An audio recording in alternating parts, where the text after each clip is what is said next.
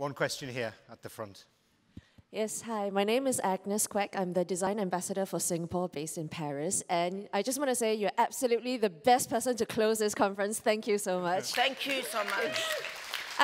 My question to you is that you use such unconventional methods that I think that all of McKinsey's work about measuring value of design just goes out of the window. So I want to know how you measure the outcomes of all the work that you do. What are the signs that your work is having impact? Well, I mean, to me, it's coming back to what I was saying at the beginning. It's like how many different type of audiences I can bring to think about a complex issue or complex research, right?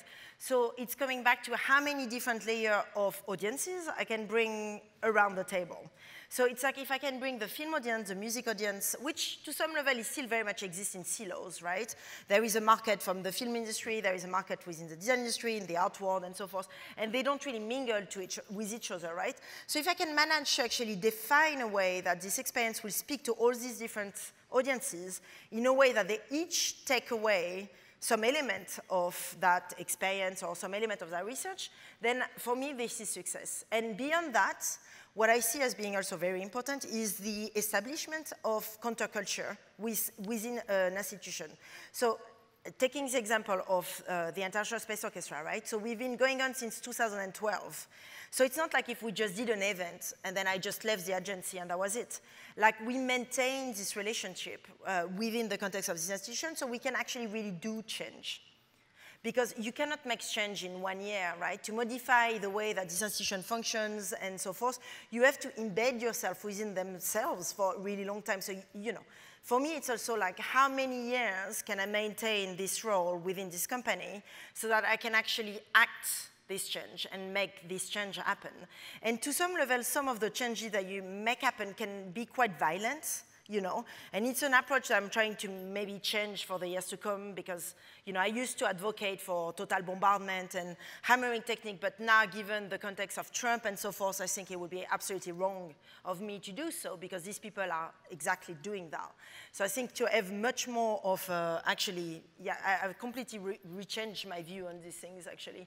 To be, I would say, to be able to find compromise at this point in time is probably the best place to be because actually violence is very much what is being endorsed at the moment. Trump stole your technique, that's terrifying. Well, question at the front here as well, or any from the back? Any other questions? I'm curious to understand how your brain functions because you've got so many roles and the hammer needs to have some sort of makeup. What is the makeup of Nelly's brain? Well, I mean, then there is a background, right? So it's like my dad is from Algeria, my mom is from Armenia. So I'm brought up in a family of immigrants that arrived in south of France. So already I have that in the DNA, I will say, like in the sense that, you know, my granddad fought all his life, at least in France, for the recognition of the Armenian genocide to be happening. So, you know, straight when I was a kid, I was in the street with him, learning about the importance of speech, you know, I mean, speech is also a way to actually convince people, right? So then, you know, already straight at the start, and then I went into medicine, actually, and then moved into fine art, and then went into textile design, was doing kimonos in Japan for a while, then found myself in critical design, being a student of Tony and Fiona, who at the time were running this really incredible course at the Royal College of Art in London, and then eventually found myself doing my PhD in political theory, because, you know, for me, it's never been about, like, actually, you know, it's always been about actually looking at all these different disciplines, because for me, they all merge. If you want to design an event, or if you want to design an experience that is meaningful, to some level, you have to address, you know, all of these disciplines.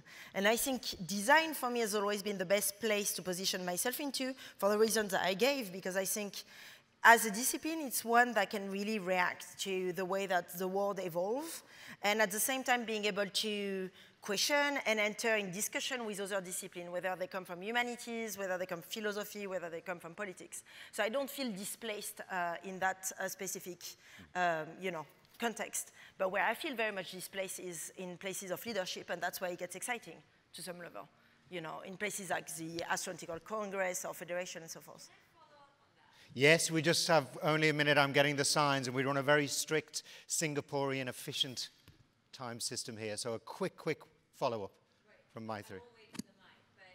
You said that we have to grab you You told us a little bit earlier, Tony and I, that we have to grab you for anything that we want you for this year because you're gone next year. That is correct. Explosion gone, where are you going? That is something that you will have to follow and see for yourself. We think she's going to Mars. Well, Or I she mean, might be going under this Or thing. down below. but this is it. It's this year and then gone. Well, But we don't know We'll where. find out. We'll find We'll out. get our top journalists on it. Nelly, Nothing thank you so morbid, much. You stormed our brains, literally. Please, hand of applause for Nelly Ben Hayoun. And,